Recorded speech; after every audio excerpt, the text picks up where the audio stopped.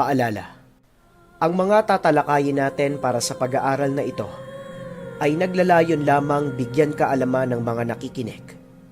Hindi ito nagbibigay ng kahit anong interest na sumali sa nasabing grupo at hindi din nagawa ang content na ito para batikusin ang mga masasabi sa paksa. Ito'y nagbibigay lamang ng kaalaman para sa maraming mamamayan. Para din sa content na ito mga kaninuno, bawal pikon. Bawal lang masyadong affected. Tandaan, kapag nasa education platform, bawal pikon. Dapat malawak at bukas ang inyong kaisipan sa pagtanggap at masuring pag-aaral sa mga mapapakinggan.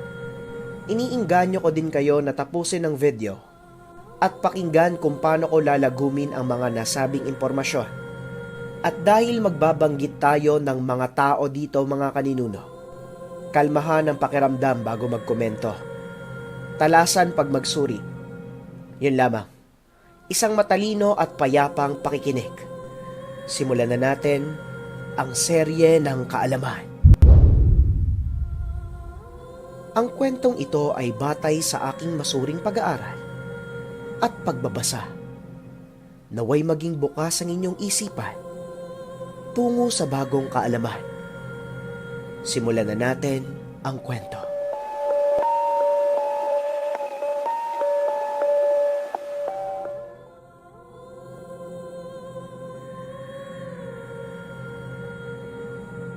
Mga hinihinalang miyembro ng Illuminati. Ang una, Katy Perry. May lumabas na kanta ang celebrity na ito na ang konsepto ay tungkol sa Egyptian theory. Makikita mo dito ang pyramids, maging ang Eye of Horus. Alam naman natin mga kaninuno, ang ikatlong mata ang pinakapaboritong simbolo ng mga Illuminati. Noong 2014, nang kunin niya ang kanyang Grammy Award. Ayon sa mga eksperto, karamihan sa mga performance ng tao na ito ay nagpapakita ng iba't ibang dark imagery na pumapatungkol sa sekretong samahan ng mga Illuminati. Ang susunod, Justin Bieber. Ayon sa pag-aaral, meron daw nakitang simbolo sa katawan ng tao na ito.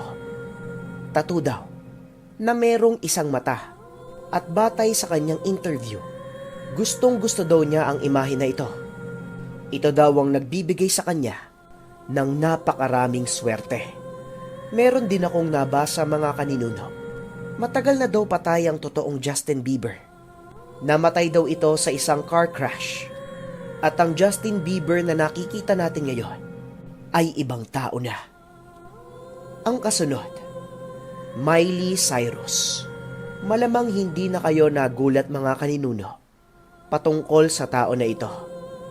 Lalong-lalo na sa konsepto ng pagbebenta ng kaluluwa sa demonyo. Kitang-kita naman sa mga nagawa niyang kanta na kung saan maraming parte doon, itinuturo niya kung paano makipagtalik sa mga demonyo. Marami din ang mga nagsasabi na brainwash daw ang tao na ito. Kaya naman napakalaki ng shifting ng pagbabago ng kanyang pag-uugali. Mula sa isang mahinhin na aktres, patungo sa isang wild sexy star. Ang susunod, Madonna. Ang artist na ito ay naglabas ng kanta na merong pamagat na Illuminati. Sa isang live niya, noong 1990, nagsuot ito ng isang cone bra na kung saan ang itsura nito ay isang triangulo. Ayon naman sa kanya, itinanggi niya ang pagiging miyembro ng Illuminati. Pero nag-iwan siya ng mga salita na kilala niya daw kung sino talaga ang tunay na mga miyembro ng nasabing grupo. Ang susunod, Britney Spears. Ang artist na ito ay nagsimula sa Disney Channel. Malamang mga kaninuno, ilan sa inyo ay alam na ang tungkol sa issue ng Disney Channel bilang isang demonic channel. Napakalaki din ng pagbabago ng artist na ito. Mula sa isang American sweet star, papunta sa American hot model. Gawa lang kaya ito ng puberty stage? Kayo nang bahalang humusga mga kaninuno. Ang susunod, Lady Gaga. Siyempre mga kaninuno, karamihan sa mga tumatarget sa mga Illuminati ay ang miyembro ng simbahan. Kaya naman hindi na nakapagtataka kung bakit pati ang tao na ito ay napag-initan din nila. Isa kasi siyang supporter ng LGBT rights. At ang tawag niya sa kanyang mga tagahanga ay Little Monster. Madalas din daw, kapag naglalabas ito ng kanyang mga music video o nagpe-perform sa mga concert, tinatakpan nito ang kanyang isang mata. Isa din paniniwala ito na simbolo ng mga Illuminati. Ang susunod, Kanye West. Sa isang music video niya, meron itong pamagat na power. Suot-suot niya ang simbolo ng Eye of Horus. At ang konsepto ng kanta ay Egyptian theme din. Dagdag pa rito, mahilig din itong gumawa ng simbolo na korteng triangulo gamit ang kanyang mga kamay. Ang susunod, Eminem. Ayon sa pag-aaral, ibinenta daw nito ang kanyang kaluluwa kapalit ng talent, fame, at pera. Pero hindi kalaunan, hindi daw nagustuhan ng artist na ito ang pamamalakad ng grupo. Kaya naman pilit daw nitong gustong tumiwalag. Meron din nakapagsabi na wala na talaga ang totoong Eminem at napalitan na ng ibang tao matagal na panahon na. Ang susunod, Rihanna. Nasa tao na ito ang karamihan sa mga simbolo na nagpapatunay na siya ay miyembro ng Illuminati. Ang una, palagi nitong tinatakpa ng isa niyang mata sa tuwing nagtatanghal. Karamihan din sa kanyang mga likha ay gumagamit siya ng pyramid symbols. At sa kanta niyang Umbrella, naroon siya sa loob ng triangulo habang kumakanta at sumasayaw. Kaya naman nabansagan siya bilang Princess of Illuminati. Meron din siyang lumabas na interview na kung saan sinabi niya siya ay parte ng isang secret society at isa siyang devil worshipper. Ang susunod, Jay-Z, ang Prince of Illuminati. Nakilala ang tao na ito sa kanyang sign na triangulo. Ito din ang ginagamit niyang imahe bilang representation ng kanyang Roc-A-Fella Records. Dagdag pa riyan, ang anak nila ni Beyonce ay pinangalanan nila bilang Blue Ivy, nang ibig sabihin, born living under evil, Illuminati's very youngest. Dagdag pa natin ang iba pang mga sikat na tao mga kaninuno, kagaya ni LeBron James, Kesha, at Lil Wayne.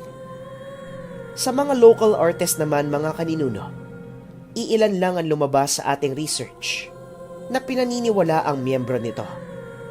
Nariyan syempre si Charis Pengpenko, pero matagal niya nang itinanggi yun. Malamang, kaya siya pinagkamalang miyembro dahil sa ibang bansa ito sumikat at sa kanta niya na Pyramid.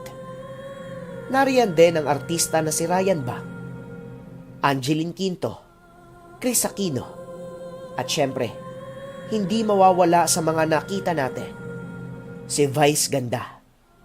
Nakaramihan sa mga symbols na ginagamit niya at sinusuot niya ay nagpapakita ng simbolo ng triangulo.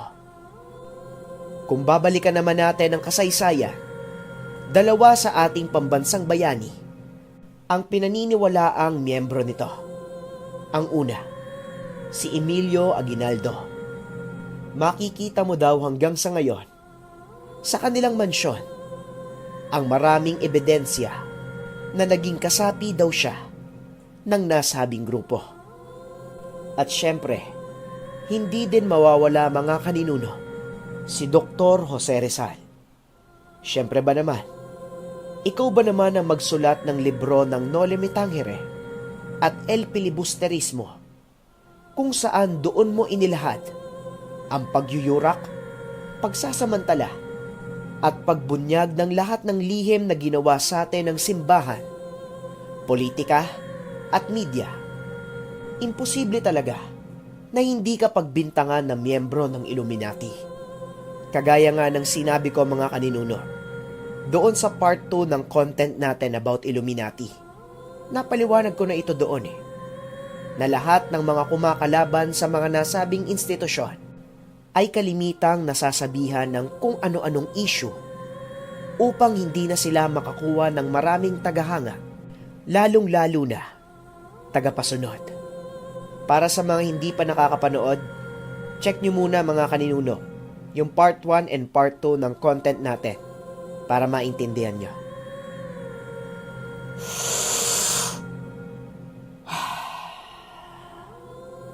Okay mga kaninuno, hindi na din ganun kadami ang masasabi ko sa content natin. Kasi parang nalagom ko na ang lahat sa part 2. Lalo na nung sinabi ko na yung kanta ni John Lennon na Imagine. Para sa akin mga kaninuno, ganun naman palagi Kung anong punong mabunga, it's either binabato or sinusungkit yung bunga nito. Kung totoo man ito o hindi, ang mahalaga mga kaninuno, nadagdagan ng ating kaalaman. Mas mabuti nang meron tayong nalalaman kaysa naman nagmumukha tayong mangmang dahil wala tayong kaalam-alam. Buhay naman nila yun Wala na tayo doon. Saka, hindi din naman natin maitatanggi na ang kanilang mga likha ay binigyan tayo ng kasiyahan. Napakinabangan din naman ito ng lipunan. Kung nagbenta man sila ng kaluluwa, meron naman silang nagawang mabuti para sa iba. Ano sa palagay nyo mga kaninuno? Anong opinion nyo para sa 3 episodes ng content natin about sa Illuminati? Marami ba kayong natutunan? Meron ba akong nakaligtaan? Comment nyo lang dyan sa baba mga kaninuno. Maligaya akong babasahin ang lahat ng iyan. At dahil tapos na tayo sa content na ito, panahon na rin mga kaninuno na magbigay kayo ng suggestion kung ano ang pinakagusto nyong topic na tatalakayin natin about kaalaman. Yan lamang mga kaninuno. Maraming salamat sa inyong walang sawang suporta. Lagi lamang natin tandaan, ang masyadong paniniwala sa supernatural ay ginagawa tayong ignorante. Ngunit ang masyadong pagdepende sa siyensya at lohika ay ginagawa tayong arugante. Hanggang sa muli. Bye!